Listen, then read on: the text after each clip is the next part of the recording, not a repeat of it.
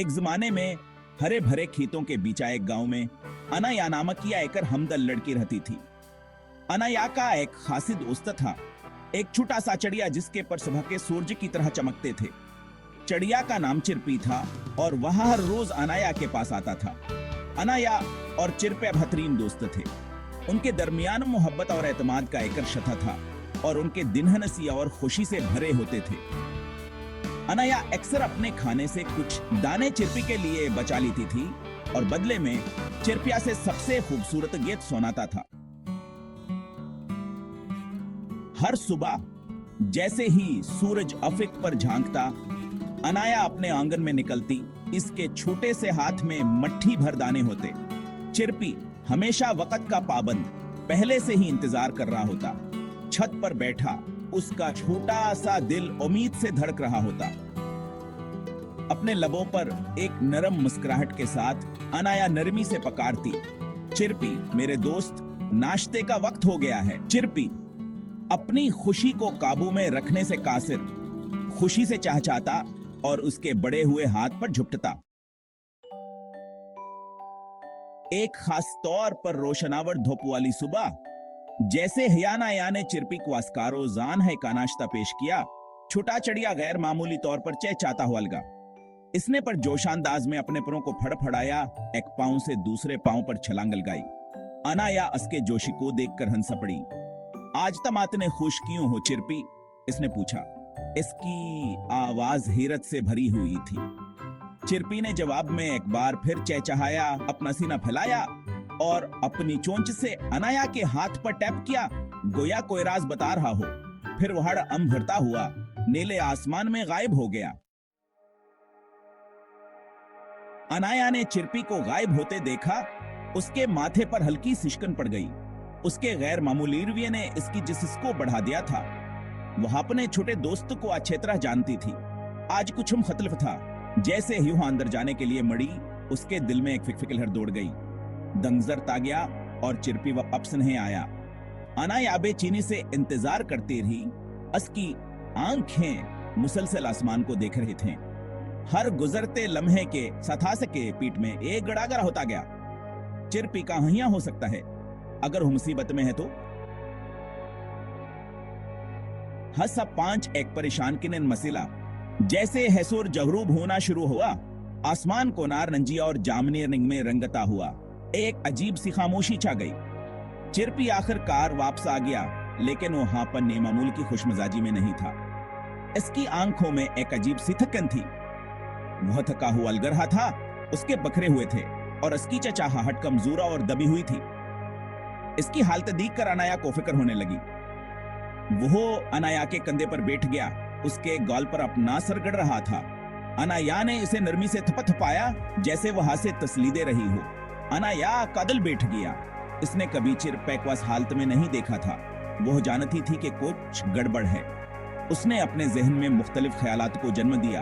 क्या चिरपी को कोई खतर लाहक है? उसने प्यार से इसके परों पर हाथ फेरा। उसकी आवाज में तशवीश थी। चिरपी क्या हुआ? इसने नरमी से पूछा।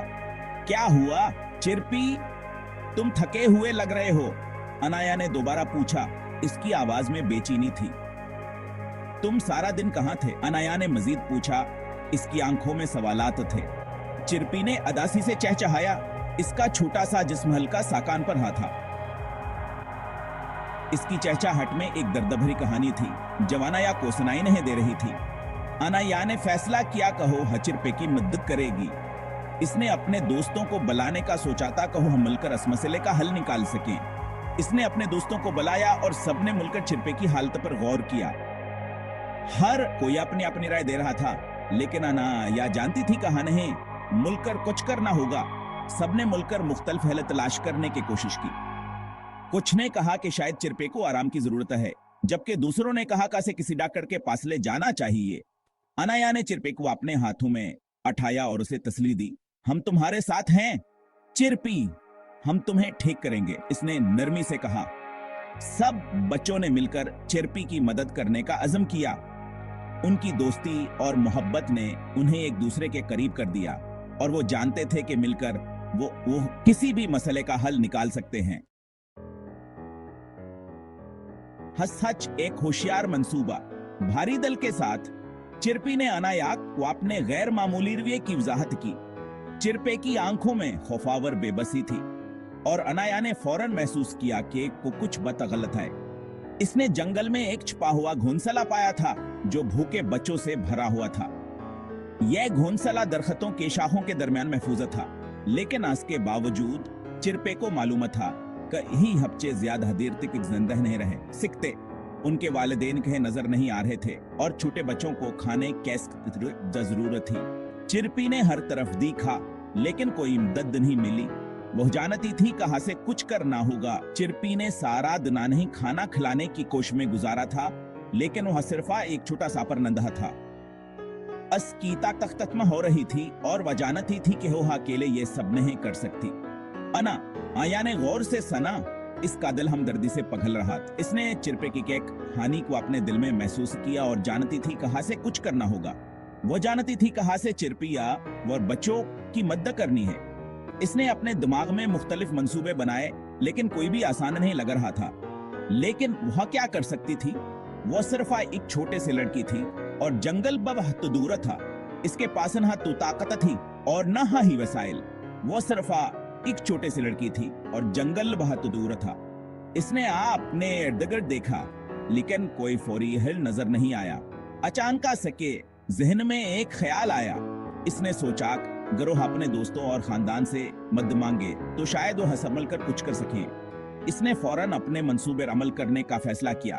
अनाया ने अपने दोस्तों और खानदान को जमा किया और उन्हें चिरपी की कहानी सुनाई। सबने इसकी बात गौर से सुनी और मदद करने का वादा किया। वो सब मिलकर जंगल की तरफ रवाना हुए। जंगल में पहुंचकर उन्होंने चिरपी के बताए हुए घोंसले को तलाश किया। सबने मिलकर भूखे के बच्चों को खाना खिलाया और उनके लिए एक महफूज जगह बनाई। चिरपी ने इन सब का शुक्रिया अदा किया और अनाया ने महसूस किया कहा एक छोटा सामल भी बहुत बड़ा फर्क ला सकता है। हसहसात टिमुर्क की ताकत। अनाया ने जल्दी से एक टोकरिया उठाया और इसे अपने बाग से अनाज, बीजावर बेर से भर दिया। वह जानती थी कहीं भूखे बच्चों के लिए बेहतरीन होंगे। इसके चेहरे पर अज़्म के साथ इसने चिरपी को उठाया और सरगोशी की फिक्र मत करो चिरपी हम इन्हें मिलकर खिलाएंगे। चिरपी ने खुशी से चहचाया। अस्केरो हैं अनाया की मेहरबानियां और तेज सोच से बुलंद हो गए। वह जानता था कि मिलकर वह किसी भी रुकावट को अबूर कर सकते हैं। अनाया के रास्ते की क़ियादत के साथ वो आगे उड़ गया। उसे जंगल के घुमाओ फिराओ आओ वाले रास्तों पर रहनुमाई करता रहा। हिसाट एक खुश्कनाक अख्ताम। वही जल्द ही छुपे हुए घोंसले तक पहुंच गए और अनाया ने एहतियात से खाना अंदर रख दिया। बच्चे अपनी छोटी चोंचें खली हुई दावत को देखकर पर जोशांदाज में चहचाए। चिरपी भी शामिल हो गया। भूखे बच्चों में यकसा तौर पर खाना तकसीम करने में मदद करने लगा। जैसे हैप्चो ने अपना पेट भरा, अनाया ने अपने अंदर एक गर्मी फैलती हुई महसूस की। इसे एहसास हुआ कि चाहे वो छोटी ही क्यों न हो, लेकिन आज के पास दुनिया में एक बड़ा फर्क लाने के ताकत है, खास तौर पर जब आए कच्चा दोस्त आज के साथ हो। हस हनो एक सबक सीखा। जैसे हैसोर जगरूबा होना शुरू हुआ, जंगल के फर्श पर लंबे साए पड़ते गए। अनाया और चिरपी घर वापस आए। अनाया ने चिरपी को करीब रखा। इसका दलान की अनोखी दोस्त यावर आज के सीखे हुए कीमतें सबके लिए शुक्रगुजार था। इसने सीखा था कि मेहरबानी और हमदर्दी की कोई हद नहीं होती, चाहे कोई कितना ही छोटा या मामूली क्यों नहीं महसूस करे। मेहरबानी का सबसे छोटा सा अमल भी दूसरों के जिंदगियों पर गहरा असर डाल सकता है। हस दस दोस्ती का गीत। एक छोटे से गांव में जहां सूरज की रोशनी से रिंग बखेरती थी, अनाया नाम या एक लड़की रहती थी। असदन से अनाया और चिरपी ने एक खासर शिता बांटना जारी रखा। अनाया ने चिरपी को अपने हाथ से दाना खिलाया और चिरपी ने अपनी छछाट से अनाया का दिल खुश कर दिया। उन्होंने एक दूसरे का ख्याल रखा। अनाया ने चिरपी के परों को साफ की और चिरपी ने अनाया के कंधे पर बैठकर उसका साथ दिया। जरूरतमंदों के मदद की। अनाया और चिरपी ने मिलकर गांव के बुजुर्गों के मदद की, बच्चों के साथ खाना बांटा और हर किसी के चेहरे पर मुस्कुराहट लाई और जहां भी गए खुशी फैलाई। अनाया और चिरपी ने फूलों के बीज बखेरे और हर जगह नंगी ने फूल खिलाटे। उनकी अनी गांव में एक दास्तान बन गई। हर शाम गांव वाले इनकी हनी सनने के लिए जमा होते और अनाया और चिरपे के दोस्ती की मिसाल देते। यह कहानी जवाए किंसल से दूसरे सिलतिक्सर गोशी की जाती रही। बुजुर्गों ने बच्चों को अनाया और चिरपे की कहानी सुनाई और यह कहानी नस्ल दर नस्ल मुंतकल होती रही। दोस्ती की देर पाताकता और तमाम मखलूकात बड़े और छोटे के साथ मेहरबानी करने क्या अहमियत का सबूत है। अनाया और चिरपे की दोस्ती ने सबको सिखाया कि हर जानदार की कदर करनी चाहिए। और अस्त्रा अनाया और चिरपे की कहानी आई कि आदत दहानी का काम करती है। कहाँ यसी दुनिया में थे जो कभी कभी बड़े और खौफनाक लग सकती है। अनाया और चिरपी ने मिलकर हर मुश्किल का सामना किया। थोड़ी सी मेहरबानी और एक सच्चा दोस्त बहुत फर्क ला सकते हैं।